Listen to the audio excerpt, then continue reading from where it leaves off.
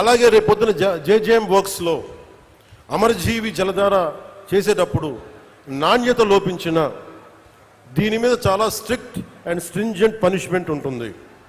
ఎంత పెద్ద మనసుతోటి అడగకుండా, నాకు ఎవరో కూడా కాంట్రాక్టర్స్ తెలియదు, నాకు వాట్ ఎవర్ ద ప్రాసెస్ మీరు చేసుకున్న సంబంధం లేదు, కానీ నాకు మటుకు క్వాలిటీ పైప్ లేయింగ్ కావాలి, క్వాలిటీ రోడ్లు కావాలి.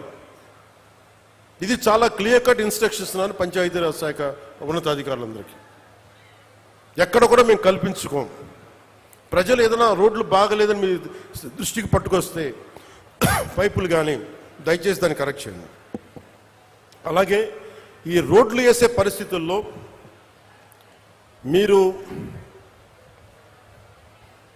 27కి మనం ఇవన్నీ చేస్తూ ఉన్నాం, గోల్ కోసం చేస్తున్నాం. దీంట్లో మీరు కొంత సహకారం ఇవ్వాలి. ఎందుకంటే ఈ పైపులు చాలా గ్రామాల నుంచి రావాలి కాబట్టి కొంత అసౌకర్యం ఉంటుంది. దానికి కూడా నేను అధికారులు మీకు తక్కువ అసౌకర్యం కలిగేలాగే పనులు చేయమంటాను వెంటనే. అందుకని మీరు మీ చిన్నపాటి రోడ్లు ఏదైనా ఇబ్బంది ఉంటే ఈ ఎక్స్కవేషన్ వల్ల, ఈ పైపుల కోసం భూమి తవ్వకాల వల్ల కొంచెం ఇబ్బంది ఉంటే మనస్ఫూర్తిగా, ఇది మన భవిష్యత్తు కోసం చేస్తున్న కార్యక్రమం కాబట్టి మీ అందరూ మనస్ఫూర్తిగా మమ్మల్ని సహకరించాలని మనస్ఫూర్తిగా కోరుకుంటున్నాను.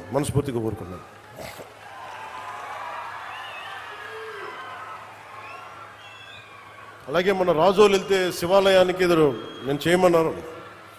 సో మన కోనసీమ కాబట్టి చెప్తా, మన పక్కనున్న కోనసీమకి చెప్తామని మళ్ళీ ఇదే సమక్షంలో ఖచ్చితంగా వారికి కోనసీమ రైతాంగానికి కూడా మేము అండగా నిన్న మీటింగ్లో పెట్టాం. అలాగే మీకు సంబంధించి ఆ శివాలయానికి కూడా నిధులు ఏర్పాటు చేస్తాం. మన మనసు ఎంత మంచిది అంటే, తెలుగు వాళ్ళ ఐక్యత, తెలుగు వాళ్ళ మనసు. నేను మొన్న కొండగట్టు ఆంజనేయ స్వామి నాకు అపారమైన నమ్మకం. తెలంగాణలో ఉన్న కరీంనగర్ కొండగట్టు ఆంజనేయ స్వామి మీద ఆయన పునర్జన్మనిచ్చిన వ్యక్తి. ఆయనకి అక్కడ దర్శనానికి వెళ్తే వారు అడిగింది, నాకు అక్కడ ఉన్న భక్తులు కానీ ఆలయ నిర్వాహం అందరూ అడిగింది, ఆంజనేయ స్వామి ఆలయంలో భక్తుల సౌకర్యార్థం 2000 మందికి సరిపడా దీక్ష విరమణ మండపం కావాలి. అక్కడ దీక్ష విరమించి వాళ్ళు టీటీడీకి వెళ్తారు, తిరుపతి దర్శనానికి వెళ్తారు, మీరు కొంత సహకారం ఇవ్వండి అంటే చాలా వెంటనే తీసుకున్నాను. దానికి వచ్చిన తర్వాత దాన్ని పర్సీవ్ చేసిన తర్వాత ఈ రోజున గత 2 రోజుల క్రితం 96 గదుల సత్ర నిర్మాణానికి 35.19 కోట్ల 35 లక్షల వ్యయంతో టీటీడీ బోర్డు ఆమోదం తెలిపింది.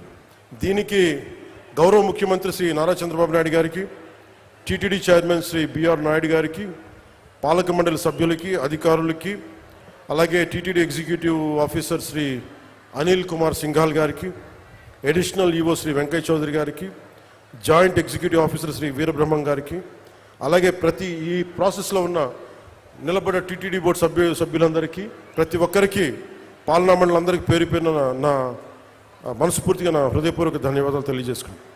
అలాగే తెలంగాణలో ఉన్న భక్తులందరికీ కూడా మీరు దీక్ష విరమణ చేసిన తర్వాత తిరుమలకు వెళ్ళి వెంకటేశ్వర ఆలయం మీ దర్శనం మరింత సౌకర్యార్థంగా ఉండాలి మనస్ఫూర్తిగా కోరుకుంటూ.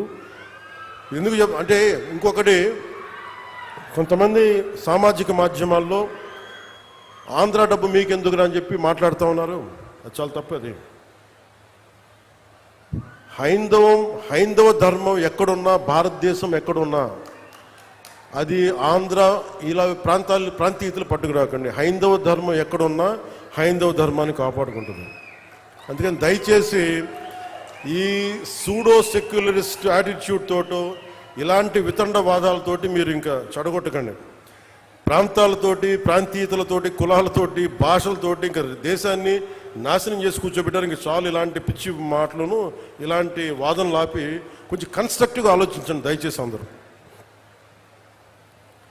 అలా మీ అందరికి కూడా ప్రత్యేకించి ధన్యవాదాలు తెలుపుకుంటూ, నాకున్న కోరిక ఒకటే, నేను పదే ఈ కూటమి స్థిరత్వం కోరుకుంటున్నాను. ఈ కూటమి స్థిరత్వం, నేను చాలా బలంగా ఉంటాను.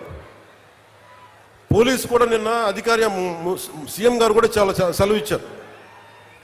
మీకు ప్రజలకి కష్టం కలిగితే ఏది కూడా సహించం.